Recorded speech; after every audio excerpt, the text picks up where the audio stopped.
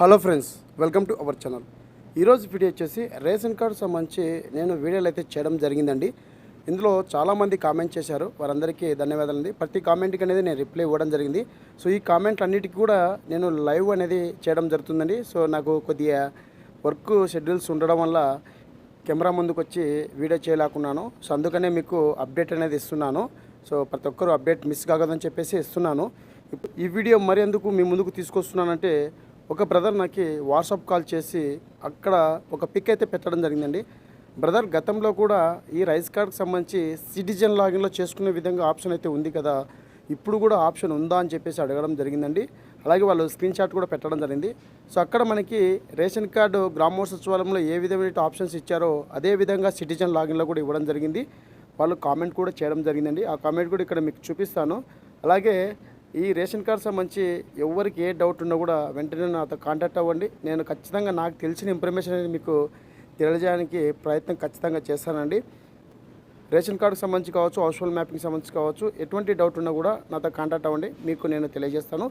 ఇప్పుడు సిటిజన్ లాగిన్లో ఈ రేషన్ కార్డుకు సంబంధించి సైట్ అనేది ఓపెన్ అవుతుందా లేదని చెప్పేసి అడిగారు కదా. సో ఆ బ్రదర్ కోసం అనేది వీడియో చేస్తున్నాను.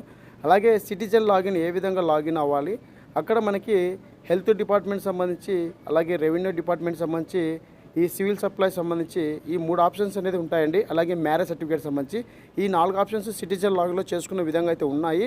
మనకి రేషన్ కార్డ్ అనేది చేసుకోవడానికి పాసిబిలిటీ అవుతుందా లేదని చెప్పేసి ఈ వీడియో ద్వారా మీ ముందుకు తీసుకొస్తాను. ఫ్రెండ్స్, వీడియో నచ్చితే ఖచ్చితంగా లైక్ చేయండి. మీరు లైక్ చేయడం వల్ల ఇలాంటి వీడియోస్ చేయడానికి నేను ఇంకా ప్రయత్నం చేస్తాను. మరికొన్ని అప్డేట్ మీ ముందుకు తీసుకురావడానికి ప్రయత్నం అయితే చేస్తానండి. సో ఆ ప్రాసెస్ అని మీకు చూపిస్తాను. మీరు కూడా లాగిన్ చేసుకోవచ్చు. జస్ట్ ఏం లేదండి, మీ యొక్క మెయిల్ ఐడి ద్వారానే సచివాలయంలో ఏ విధంగా అయితే లాగిన్ చేసుకోవచ్చో అదే విధంగా చేసుకోవచ్చు. ఆ ప్రాసెస్ కూడా ఇప్పుడు మీకు లైవ్ డెమోతో చూపిస్తాను. సో ఒక కామెంట్ చేశారు కాబట్టి వారి కోసం అనేది వీడియో చేస్తున్నాను. మరి యొక్క కామెంట్ అనేది ఇక్కడ మీకు పిక్లో కంపల్సరీగా చూపిస్తాను. ఓకేనా అండి? సో ఆ ప్రాసెస్ మనం ఇప్పుడు వెళ్ళిపోదాం. చూడండి ఫ్రెండ్స్, ఇక్కడ మనకి ఏపీసీఓ పోర్టల్ అయితే ఓపెన్ చేయడం జరిగిందండి. ఇక్కడ లాగిన్ మీద క్లిక్ చేసిన వెంటనే ఇక్కడ లాగిన్ అనే క్లిక్ చేసిన వెంటనే సిటిజన్ లాగిన్, అలాగే ఎంప్లాయీస్ లాగిన్ అని చెప్పేసి 2 ఆప్షన్స్ వస్తాయండి. సిటిజన్ లాగిన్ మీద క్లిక్ చేయండి. క్లిక్ చేస్తే ఈ విధంగా అయితే రావడం జరుగుతుంది. మనకి అనదర్ యూజర్ లాగిన్ అని చెప్పేసి క్లిక్ చేసిన వెంటనే ఇక్కడ మనకి మీకు సంబంధించి మీ యొక్క మెయిల్ ఐడి అనేది ఎంటర్ చేయాలండి.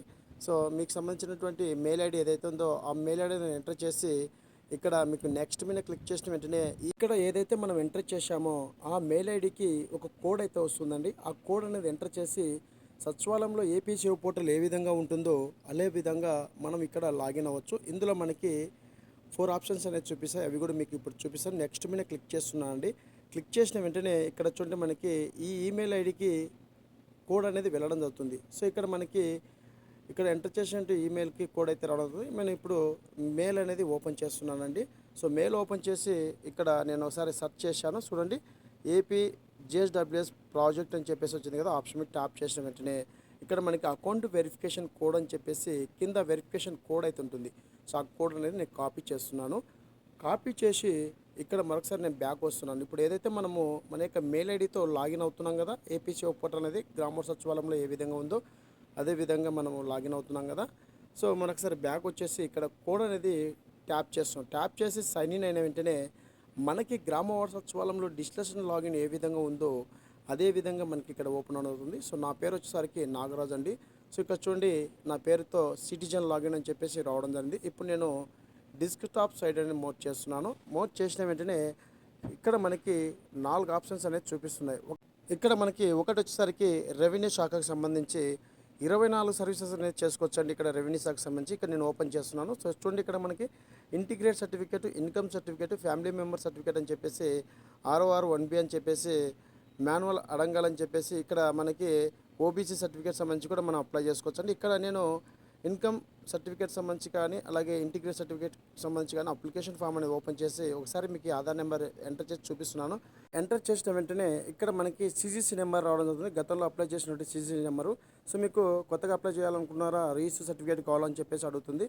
సో చూడండి, మన డీటెయిల్స్ అని ఎంటర్ చేసి సబ్మిట్ చేస్తే 50 రూపీస్ చలాన్ చేస్తే మనకి ఓకే అవుతుందండి.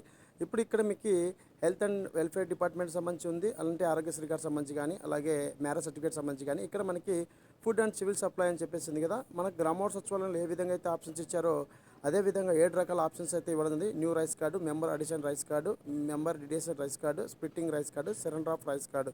సో ఇక్కడ మనం క్లిక్ చేస్తే మనకి పర్మిషన్ అనేది లేదండి. ఓన్లీ గ్రామ వార్డు సచివాలయంలో ఉన్నటువంటి రిజిస్ట్రేషన్ ద్వారా మాత్రమే చేయడానికి అవకాశం అయితే ఉందని చెప్పేసి క్లియర్గా ఇక్కడ మనకు ఒక మెసేజ్ అలర్ట్ అయితే రావడం జరుగుతుంది. అలాగే ఇక్కడ మనకి మ్యారేజ్ సర్టిఫికేట్ సంబంధించి కూడా ఇవ్వడం జరిగింది. మరొకసారి మీకు ఓపెన్ చేసి చూపిస్తున్నా అండి. ఇది కేవలం సిటిజన్ లాగిన్ అండి. మీకు పేరు కూడా పైన కనిపిస్తుంది నాగరాజు అని చెప్పేసి. అలాగే ఇక్కడ మనకి మెంబర్ అడిషన్ క్లిక్ చేయడం జరిగింది. సో అలా విధంగా రావడం ఉంది. Splitting of rice card click చేయడం జరిగింది. Surrender of rice card click చేయడం జరిగింది. Correction of warning Aadhaar seeding click చేయడం జరిగింది. చేంజ్ ఇక్కడ 7 ఆప్షన్స్ అనేది క్లిక్ చేశానండి. రావడం అనేది ఓన్లీ రెవెన్యూ డిపార్ట్మెంట్ సంబంధించి ఇక్కడ ఫ్యామిలీ మెంబర్ సర్టిఫికేట్ క్లిక్ చేశాను. క్లిక్ చేస్తే ఫ్యామిలీ మెంబర్ సర్టిఫికేట్ కూడా ఇక్కడ అప్లై చేసుకోవడానికి అయితే ఉందండి. కానీ ఇది వర్క్ అవుతుందా లేదని చెప్పేసి మనం వెయిట్ చేయాలి. గతంలో కూడా ఈ విధంగానే ఉన్నాయి, అలాగే ఇప్పుడు కూడా మనకు ఉన్నాయి. దాదాపుగా రెవెన్యూ శాఖకు సంబంధించి 24 ఇష్యూస్ అనేది మనం ఇక్కడ అప్లై చేసుకోవచ్చు. అంటే 24 డాక్యుమెంట్ సంబంధించి అయితే మనం ఇక్కడ సర్వీసెస్ అనేది చేసుకోవచ్చు అండి. సో ఈ విధంగా మనకి సిటిజన్ లాగిన్ కూడా మనం చెక్ చేసుకోవచ్చు. ముఖ్యంగా మీరు అడిగిన కామెంట్కి రేషన్ కార్డ్ సంబంధించి అయితే మనకి అప్లై చేసుకోవడానికి ఎటువంటి పాసిబిలిటీ లేదండి. ఇదండి వీడియోలో update. Thank you so much.